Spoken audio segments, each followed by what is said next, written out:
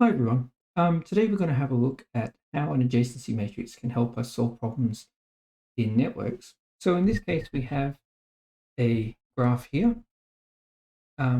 which showed the paths from A to B to C. And I've drawn the adjacency matrix over here for this one, remembering that from B to B, for a loop, we always write 1, not 2. All right, so once we get to that point, that describes all of the walks of length 1. So from A to B, there are 2 walks of length 1. From A to A, there are none because there's no loops. From B to B, there's 1 because it has got a loop, remembering that we only count loops as 1. Now, if we're looking for walks of length 2, and if we want to put those into a matrix, from A to A, we have 4. A to B, B to A to B, B to A to B, B to A to B, B to A. So there's 4 different ways of getting from A to B and then back to A again. For B, it's a bit more complicated. 1, 2, 3, 4, 5, 6. Remembering that this only counts as 1. And from C, there's only 1. Now, we can find this out by squaring this matrix using our CAS calculator or doing it manually. I'll share how to do it manually later. But from here, I might actually do it live for you so you can see where the buttons are. Go to main. Remember, before you start all of these, clear all your variables and then clear all. Don't just do clear all. To get to a matrix, go to your soft keyboard, go into Math 2, press that once for a 2x2, press it again for a 3x3, and again for a 4x4, so on and so forth. Go away soft keyboard. Then I can just put the matrix in. 0, 2, 0, 2, 1, 1, 0, 1, 0. Now, if you're going to do matrix operations, it's often easier to assign it to a variable. Let's see if I can do this. I did it to X here. Let's see if I can do it to capital X this time. There we go. Okay, so I'm going to put that into capital X. There it is. Now, if I want to find the square of that, I just go capital X and square it. And lo and behold, that rather complicated process I went through before is done rather easily using our calculators. Happiness so far.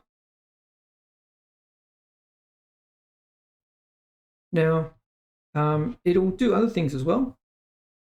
So if we wanted to add an edge to our matrix, instead of having to draw it all up, we could go,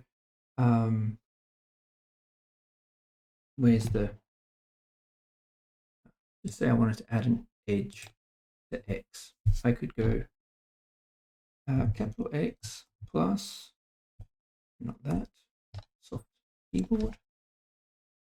Got that.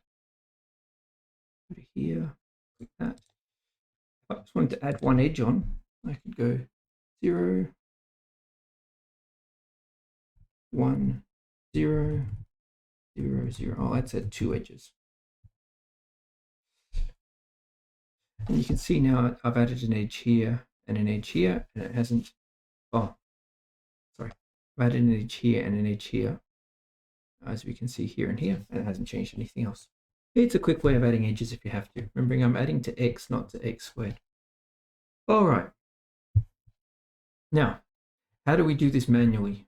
That is a different problem.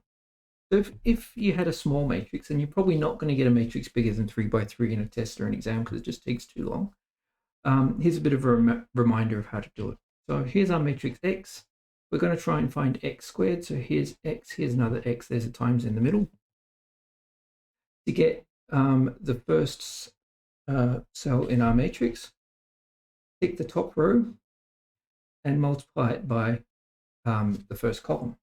So you do it like this. 0 times 0 gives us 0. 2 times 2 gives us 4. 0 times 0 gives us 0. Add them all up, gives us our first cell, x11. Then to find the second cell, it's 0 times 2, 2 times 1, 0 times 1, add them together, and you get 2.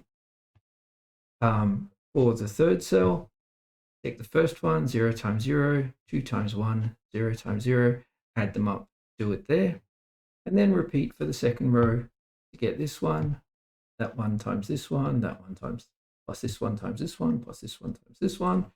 It gives you that one times that one times that one times that, gives you the next one, so on and so forth until you have the whole grid. You have to know how to do that, so make sure that you've practiced it. And that's about all I have for you here. Now, there's a good example in that I've given you, so it's always worth having a look at that, out of Sadler, that explains how you can use this sort of idea within a problem. Thanks, everyone, and I'll speak to you soon.